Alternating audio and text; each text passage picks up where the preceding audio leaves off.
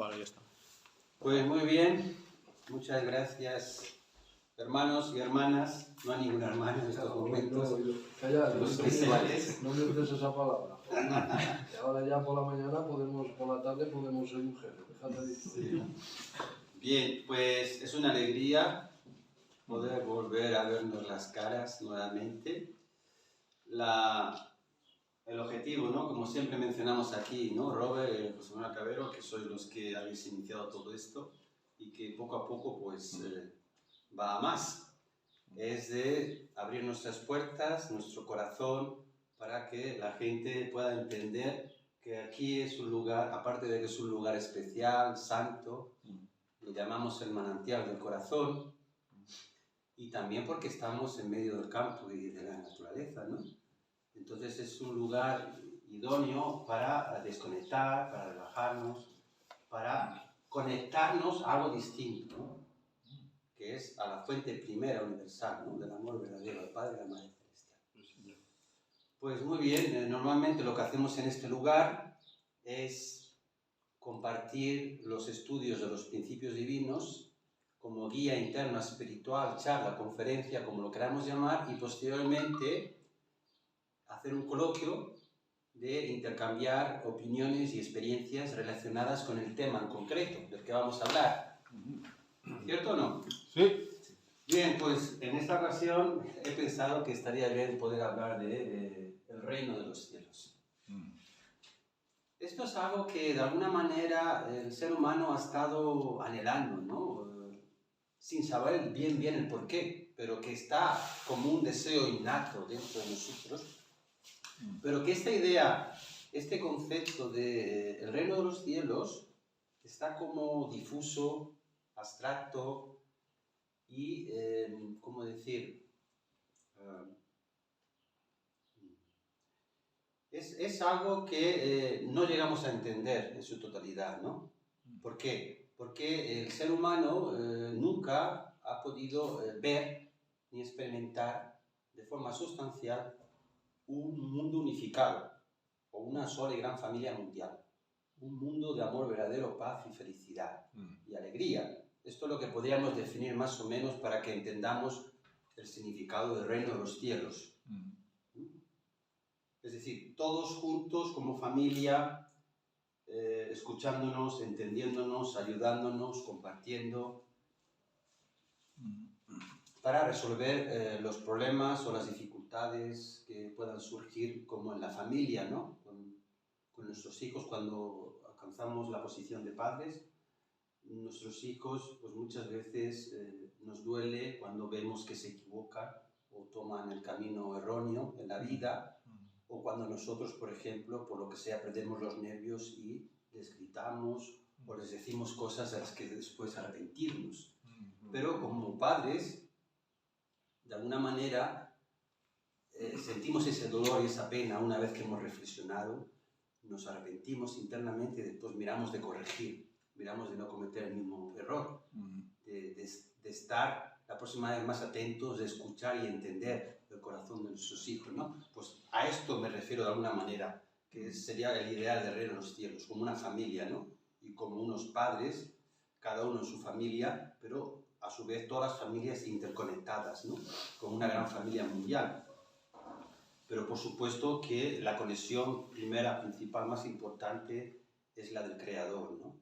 La del ser primero, la fuente universal, que está dentro de nosotros y que de alguna manera espera que cumplamos nuestra parte, nuestra responsabilidad, ¿no?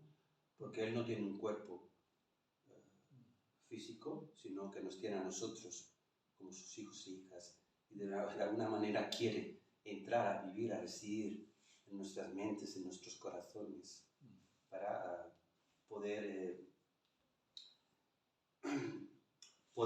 experimentar esa felicidad, esa alegría, poder hacer posible que Dios esté presente, ¿no? En todo momento, en todas partes, en todas las cosas que hacemos, ¿no?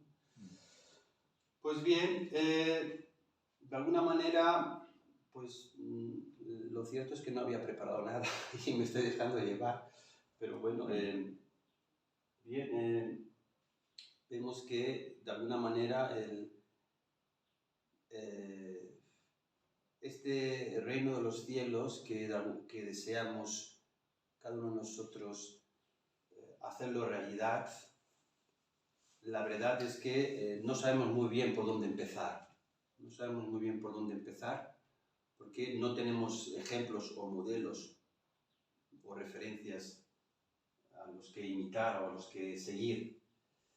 No hemos conseguido una réplica. Exacto. Pero, Terrenal. cierto, pero de alguna manera sí que siempre encontramos algún guía, encontramos algún modelo, algún ejemplo, ¿no? En la historia de la humanidad, o alguien quizás también cercano a nosotros que nos puede inspirar o que nos puede enseñar o nos puede ayudar por dónde empezar. Por dónde empezar, de alguna manera, a sentirnos útil, a sentirnos parte del ser creado, como un propósito no solo individual, sino un propósito colectivo. Porque la realidad, todos bien sabemos que venimos de una relación de amor de nuestros padres. Es decir, el amor ya está en el centro, antes de nuestra propia creación. El amor es lo que une, es lo que de alguna manera va a decidir nuestra existencia. Nuestra existencia, ¿no? en este mundo. Entonces, venimos a este mundo y de alguna manera nos apoyamos o nos unimos o seguimos y recibimos guía, dirección y modelo y ejemplo y valores y principios en el hogar, de la familia, de nuestros padres. Pero desgraciadamente en este mundo en el que vivimos todos sabemos que las cosas no funcionan correctamente, ¿no?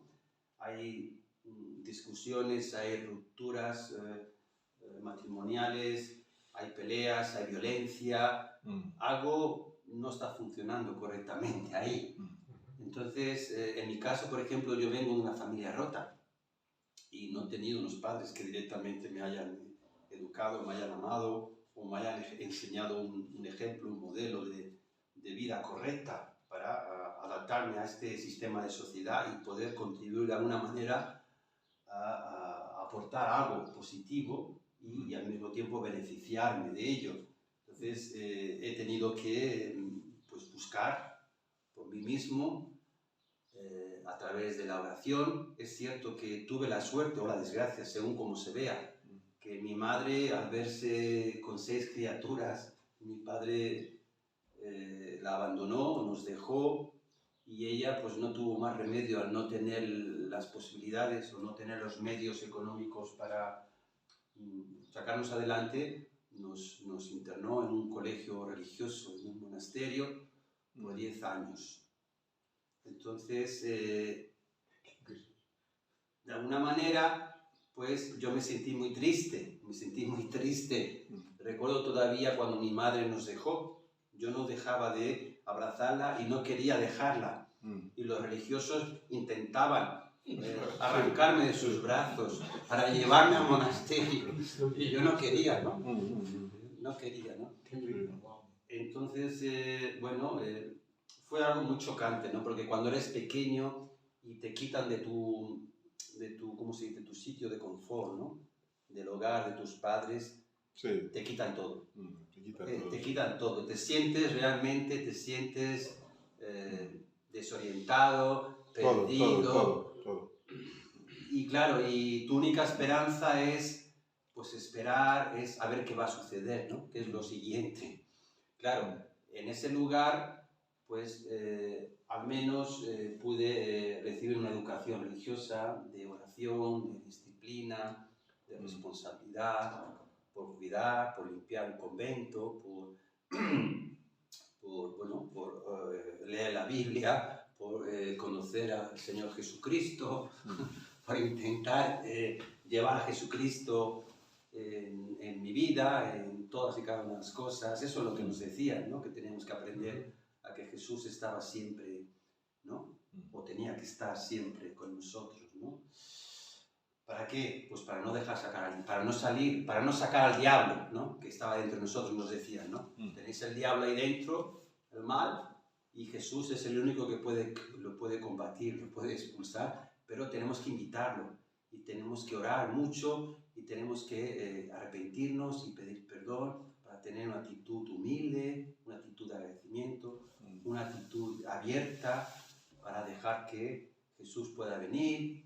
Es decir, ser como niños, inocentes, mantener esa inocencia, ¿no? Nos explicaban, nos decían, ese es el camino para hacer que Jesús viva en nuestro corazón y Jesús pueda expresarse y manifestarse, ¿no?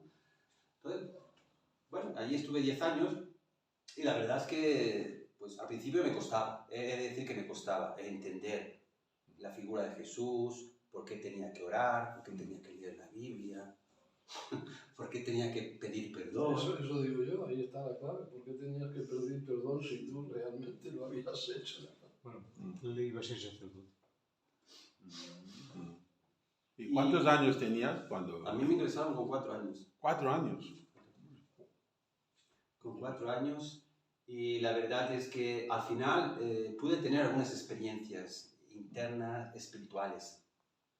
Tuve sueños con la figura de Jesús, hablándome y de alguna manera como consolándome, como diciéndome no te preocupes, no estás solo, esto es parte del curso, ¿no? Tienes que ser paciente y aprender todo lo que puedas. Entonces, claro, yo me resigné de alguna manera, pero me ayudó a sentir ese amor que necesitaba, que me habían quitado de mis padres, ¿no? O sea, para mí mis padres era como el reino de los cielos. Yo creo que para todos los niños, sí, para todos los niños, padres sí. es el reino de los cielos, ¿verdad? Sí, todos los niños. Sí. Entonces, esas experiencias, no el hecho de estar en un monasterio, de leer la Biblia o de orar, sino el hecho de tener esa experiencia personal directa con el Señor Jesucristo, es lo que me dio la fuerza, me dio ese entendimiento, ¿no? A pesar de mi edad, temprana edad, de que ese era el camino, que tuviera paciencia y que esperara, que iban a venir cosas mejores más adelante. Pero que era importante estar ahí, porque en casa con mis padres no se podía, porque la situación era complicada, difícil, ¿no? En fin, entonces, bien, yo desde una edad muy temprana, yo ya sentí que el mundo en el que vivíamos no era el mundo ideal, no era el mundo verdadero, no era el mundo que estaba predestinado para todos los seres humanos, ¿no? Entonces, bien, finalmente pude salir de ese monasterio a la edad de 14, 15 años aproximadamente, y después me fui a vivir con mi madre y mis hermanos. Claro, me enfrenté a otra realidad, la realidad contraria a la del monasterio. Claro, yo en el monasterio estaba protegido de alguna manera, ¿no? Pues eso, ¿no? Del mundo secular, ¿no? Quiero decir, de la mala educación, de los vicios, no sé, de la corrupción. Saliste a la jungla, amigo. Sí. Y entonces, pues me resultó muy difícil, la verdad. Me costó entender qué estaba pasando cuando salí fuera, ¿no? ¿Y ya algunos de tus hermanos ya habían vuelto a vivir con tu madre? ¿O todos volvís juntos? No, mi hermana, que es la mayor, y el pequeño, nosotros somos 6. La mayor es una chica y es la que estuvo con mi madre, se quedó con mi madre. Quedó con tu madre. Y el pequeño, porque era muy pequeño, también se quedó con mi madre. Con tu madre. Y los otros 4 nos ingresaron en este colegio religioso, ¿no? Y bueno, de alguna manera, pues yo fui buscando y experimentando en diferentes grupos religiosos o espirituales, porque la verdad es que no tuve muy buena experiencia en ese monasterio religioso católico. Quiero decir que habían sucedido cosas raras, ¿no? Digamos, cosas raras contradictorias a lo que venía escrito en la Biblia, a lo que Jesús había enseñado o había dejado como enseñanza, ¿no? En fin, entonces lo cierto es que iba probando y buscando, conociendo otros grupos, pero terminaban sin llenarme. De alguna manera sentía que faltaba algo, que no me daban solución o respuesta a lo que yo buscaba. Porque yo lo que buscaba en el fondo era precisamente esa atmósfera, ese ambiente de familia, de reino de los cielos. Yo lo que buscaba era eso, el reino de los cielos que me habían quitado desde niño. Yo estaba buscando ese reino de los cielos, ¿no? Entonces recuerdo que entré en un partido humanista y verde ecologistas a la edad de 17 años. Lo que pasa que yo los conocía a ellos, pero me alisté como voluntario en la brigada paracaidista con 17 años. Porque para mí el mundo de fuera no tenía ningún sentido, no tenía ningún estímulo. Entonces no me llenaba. Entonces decidí ir por el camino militar. Y entonces me alisté voluntario a la brigada paracaidista como profesional, recibiendo un salario. Pero era muy joven. Pero allí dentro de la brigada paracaidista, del ejército profesional, de intervención inmediata, en caso de guerra, somos los primeros por aire, los paracaidistas somos los primeros en intervenir. Entonces, recuerdo que era muy duro, porque claro, eran saltos continuamente, eran caminatas larguísimas, era muy duro, y la verdad que dentro del ejército era mucho peor que en el mundo de fuera. Especialmente a los que venían por primera vez, a los novatos, pues los bautizaban, ¿no? Con palizas y con todo tipo de abusos. Entonces me arrepentí, me arrepentí de haberme metido en ese ejército, ¿no? En fin, tuve que aguantar 1 año y pico, y cuando salí empecé a trabajar con mi tío, que era constructor, sí, y aprendí el oficio de albañil. Y entonces para mí era importante aprender a ganarme la vida de alguna manera, porque de estudiar había estudiado los estudios básicos, no había tenido oportunidad de estudiar más, porque de alguna manera tampoco había sentido la necesidad de estudiar mucho, ¿no? Había estudiado la educación básica y el bachillerato, pero no fui por la vía de la universidad, ¿no?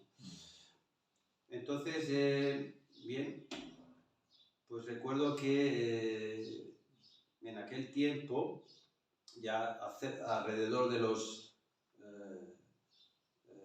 21 22 años,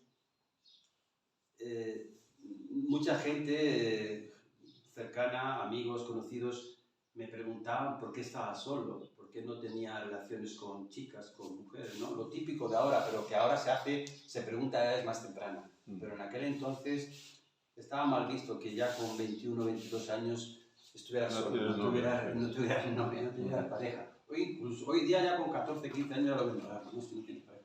Pero en aquel entonces todavía había un poco más de pureza, ¿no? Y de inocencia.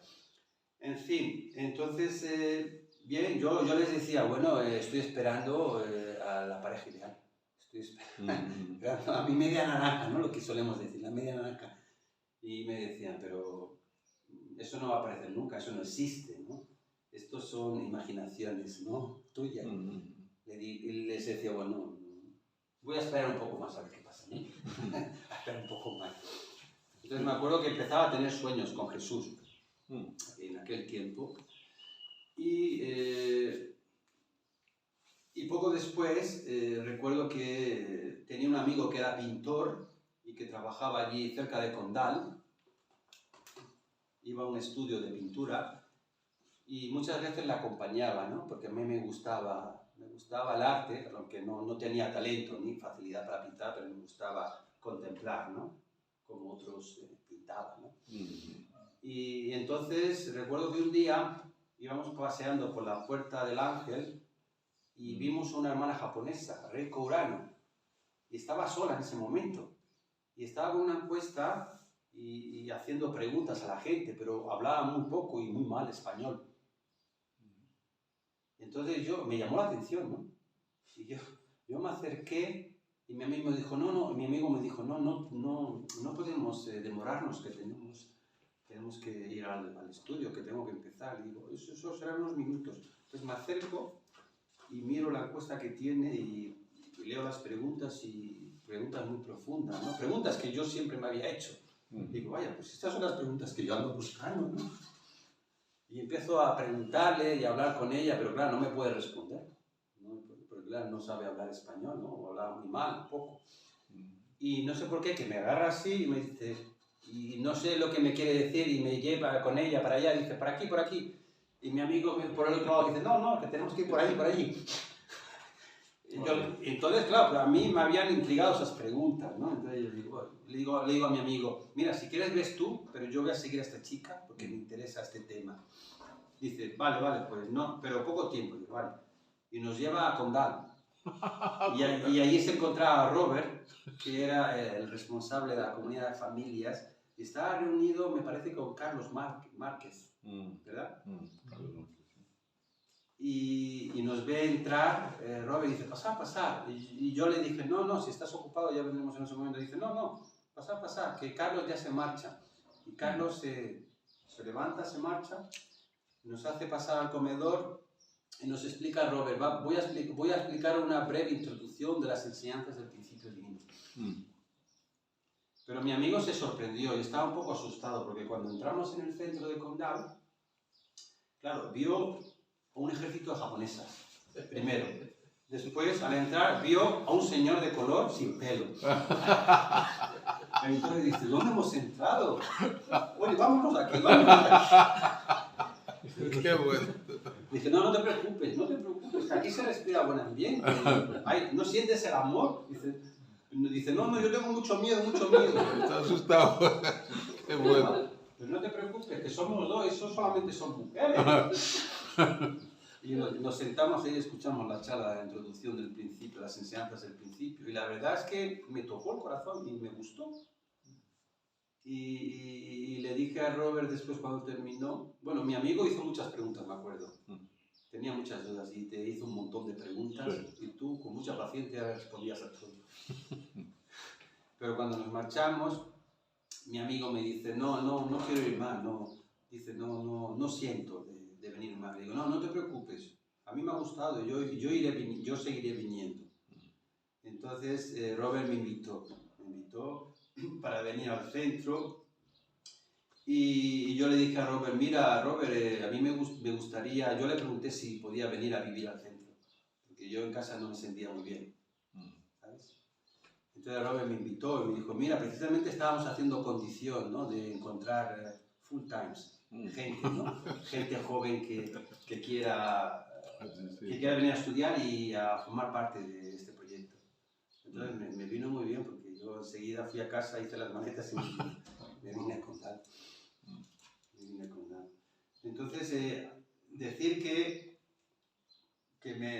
primero que cuando entré no me llamó tanto la atención de las japonesas ni de Robert por su aspecto, sino lo que yo sentí fue esa atmósfera o esa atmósfera espiritual de amor y de familiar, de amor. Y después cuando vi la foto de los padres verdaderos en el comedor, también sentí una atracción muy fuerte por la foto. Sé que a otros hermanos les ha pasado igual, ¿verdad? Con la foto de los padres. Entonces supe que había llegado al lugar adecuado y que ahí tenía que quedarme, ¿no?, para recibir más bendiciones. Entonces, recuerdo que Robert me dio después la charla de los principios de las enseñanzas de 2 días. Después de ahí fui a Madrid a estudiar los principios del cursillo de 7 días y regresé a Barcelona y allí me estuve preparando para ya acepté ir al emparejamiento a la bendición del año 95 en Seúl, en Corea. Y bien, recibí la foto de mi futura esposa y cuando vi la foto de mi futura esposa dije, esta es la persona que estoy esperando realmente. No puse ningún... No pusiste pega. No puse ninguna pega. Y que realmente esta es esta es la persona que está destinada para mí. Y de hecho me preguntaron, ¿tú estás dispuesto a emparejarte o a bendecirte con cualquier persona independientemente de la raza, la cultura, la religión o el color de la piel? Que sí, yo firmé eso. Porque yo sentía que era Dios el que estaba trabajando ahí, ¿no? Entonces, cuando recibí la foto dije, bueno, pues estoy dispuesto a ir por este curso, ¿no? De emparejamiento, a ver qué pasa. Y a partir de ahí cambió totalmente mi vida, ¿no? Sentí que el reino de los cielos era un camino estrecho y angosto, era un camino que había que empezar a andarlo y que la bendición era una de las primeras puertas. Perdón, la primera puerta era conocer la nueva expresión de la verdad de las enseñanzas del principio divino. Esta, para mí, lo que yo sentí que era la primera puerta de liberación espiritual y física para iniciar el reino de los cielos, el camino para construir el reino de los cielos, ¿no? Porque el conocer la verdad para mí significó liberarme de ese estado de ignorancia, de conocer la verdad completa que engloba las demás verdades que han ido surgiendo a lo largo de la historia. Entonces, esta verdad de las enseñanzas del principio divino, de alguna manera, me liberaba y me daba a entender de dónde vengo, por qué y para qué, cuál es el propósito de la vida, cómo realizarlo para ser feliz. El conocer cómo la realidad y la existencia de las fuerzas del mal, cómo trabajan, cómo confrontarlas para superarlas. Esto es lo que yo sentí que al principio, las enseñanzas del principio divino me daban a mí, ¿no? Estas armas, esta fuerza, esta determinación, este coraje para andar este camino, que no era fácil, por supuesto, porque al conocer esta verdad, la verdad es que yo sentí que las dificultades en mi vida empezaron a aumentar. Los ataques, la influencia, los problemas empezaban a aumentar. Es como recibir una bendición, pero antes tienes que pagar un precio, ¿no? Es como que recibes una bendición, pero si no estás preparado tienes que pagar un precio para recibirla, ¿no? Y no solamente recibirla, es digerirla y es practicarla, ¿no? Hacerla viva, ¿no? En el día a día. Esto es lo que realmente era más difícil para mí. Pero sentí que esta era la primera puerta para iniciar este camino hacia la construcción del reino de los cielos. La segunda puerta, el cambio de linaje y la bendición santa. Sentí. ¿Por qué? Porque el cambio de linaje y la bendición santa a través de las bodas del Cordero en 1960 entre el maestro Moon y la señora Hadjahan, por primera vez en la historia humana, un primer hombre y una primera mujer, ¿no? Unidos en amor, centrados en Dios, son bendecidos por el cielo como padres verdaderos de la humanidad. Esto es algo histórico. Y además, el inicio de un linaje verdadero y una tradición de verdadero amor. Es decir, lo que leemos en la Biblia, el olivo verdadero, los verdaderos padres representan el olivo verdadero, que pueden injertar a través de la bendición esta verdadera y del camino, pueden injertar los olivos silvestres al resto de la humanidad. ¿Para qué? Para erradicar esa conexión o ese vínculo directo de sangre con el Señor del mal. Esto es lo que yo sentí. Y después, claro, era consciente, lo que hemos hablado aquí muchas veces, José Manuel, y José Manuel muchas veces nos lo repite, nos dice, la bendición es algo condicional. Y es cierto, es condicional. ¿Por qué? Porque poseemos todavía la naturaleza caída con nosotros. Hemos recibido la bendición gracias al mérito y al sacrificio y a la victoria de los padres verdaderos, pero nosotros en realidad no estamos preparados o cualificados para recibir esa bendición. La recibimos como una gracia. Pero en el mismo día de la bendición, José Manuel Carlos también nos lo recuerda, nos comprometemos y nos determinamos a hacer un esfuerzo por eliminar esa naturaleza mala en el curso de nuestra vida. ¿Para qué? Para ser merecedores de esa bendición. Para poder conectarnos definitivamente con la fuente primera. Para ser verdaderos hijos e hijas.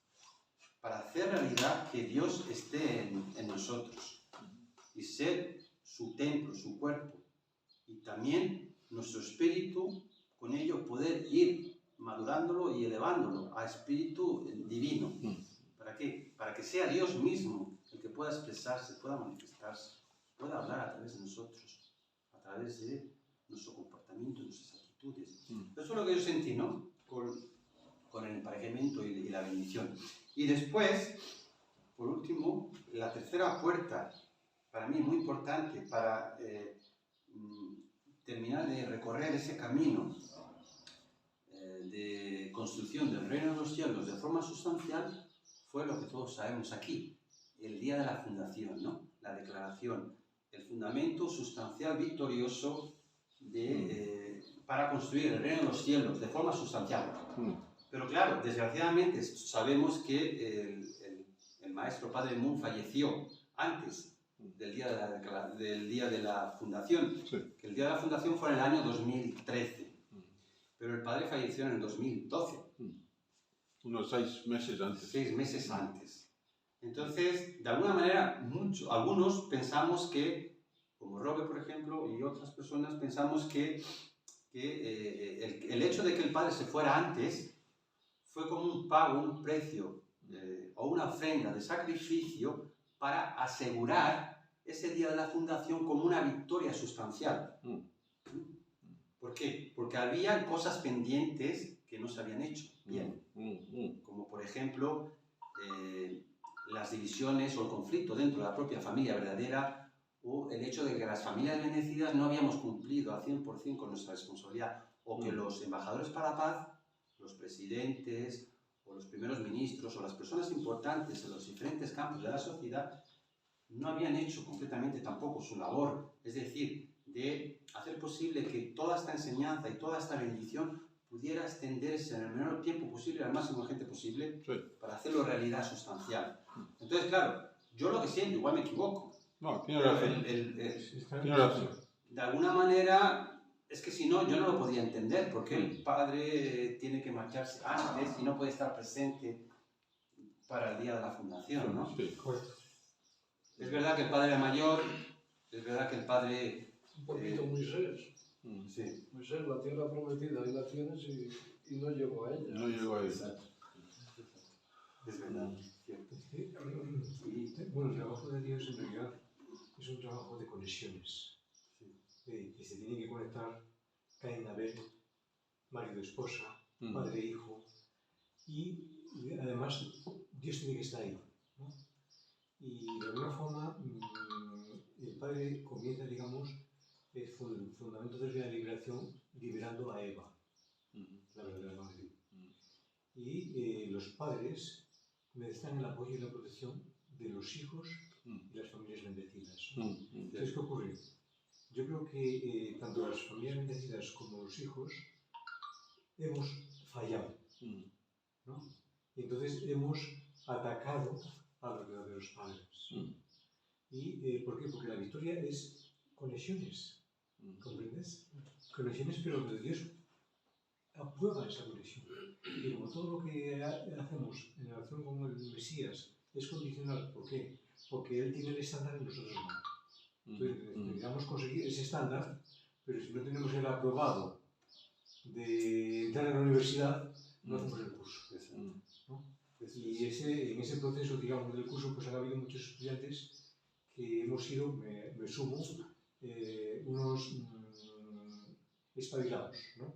Nos hemos querido aprovechar o nos hemos encontrado con un buen trabajo que lo hemos cogido con uñas y dientes, entonces hemos sido intrusos, ¿no?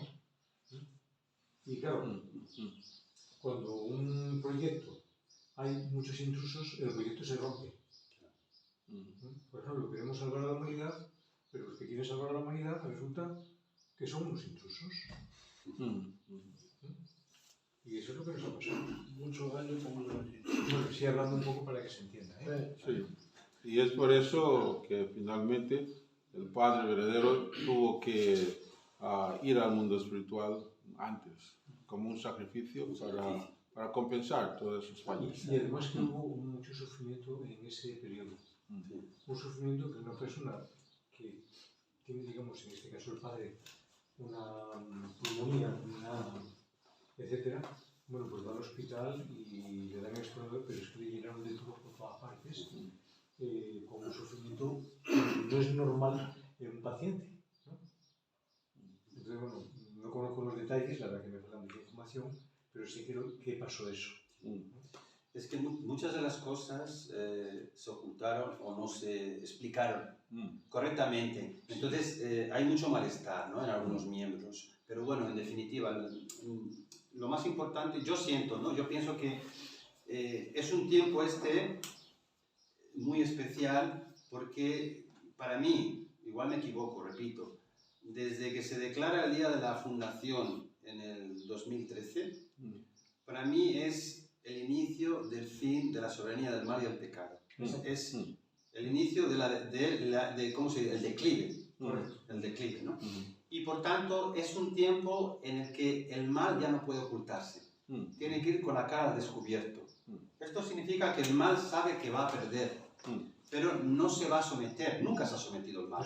No se va a rendir y no se va a arrepentir y no va a pedir perdón. Exacto. Y esto significa que va a morir con las botas puestas, es decir, que va a arrasar con todo lo que pille por su camino. Sí. Esto significa, siento, ¿no?, que el ser humano ya no puede permanecer en la posición intermedia. Es decir, que se ha polarizado. La lucha es frontal, es directa. Ya no hay excusa. Yo no lo sabía, me han engañado, ¿no? El mal no te está engañando. Te lo está mostrando claramente. Si tú no despiertas, si tú no sales de esa anestesia o de ese borreguismo, has de saber que el mal sabe que va hacia la autodestrucción, te va a autodestruir. Sí. Pero al mismo tiempo va a haber mucha gente que va a despertar, que ya está despertando, pero que se va a sentir sola. Por eso ahí nosotros, los soldados celestiales, somos los que tenemos que estar muy atentos y tenemos que servir como puentes, mostrándoles el camino, llevándoles de la mano si es necesario, para que conozcan el propósito de la vida, para que lo realicen, para que experimenten el verdadero reino de los cielos. Sí, señor. Hay un ejemplo curioso que cuando estudiamos el divino, creo que viene del Padre, ¿no? Yo tengo uno de los discursos del Padre que decía, bueno, un ladrón o un criminal es libre mientras no le conozca. En el momento en el que saben cuál es el crimen y quién es el criminal, olvídate, esa persona ya nunca más puede ser libre, ¿no? Entonces, es un poco, esto ocurre, digamos, al conocer la caída humana, al haber habido un victorioso sobre el poder del mal. Entonces, ya está delatado. Y es cuestión de tiempo y de información correspondiente a la gente consecuente y responsable para que verdaderamente el mal tenga sus días contados, ¿no? Sí. Entonces, con eso ya termino. Perdón. No, está bien, todo complementa, ¿no? Por supuesto. ¿Qué iba a decir? Yo pienso que las fuerzas del mal en nuestros días van muy aceleradas, van con el pie en el acelerador, van a por todas, ¿vale? Entonces, están atacando los dos pilares básicos que sustentan la construcción del reino de los cielos. El primero, la familia, con las políticas de género y la transexualidad, confundiendo y creando modelos distintos de familia, es decir, la familia puede ser cualquier cosa. Y la identidad personal del ser humano. Exacto. O sea, el origen. Exacto. Eso es una. Y la otra es que está atacando, intentando destruir, ¿cómo decirlo esto? Los principios y los valores cristianos que sustentan la democracia y los derechos y las libertades fundamentales del ser humano. Porque el mal sabe que ahí es donde puede hacer más daño y puede retrasar la sustancialización del reino de los cielos. Es por eso que más que nunca las familias bendecidas tenemos que intentar de cumplir nuestra responsabilidad. Porque ya no hay tiempo como antes. Ya no tenemos el tiempo infinito. El tiempo es breve. Y la gente que va a ir despertando nos va a necesitar a nosotros.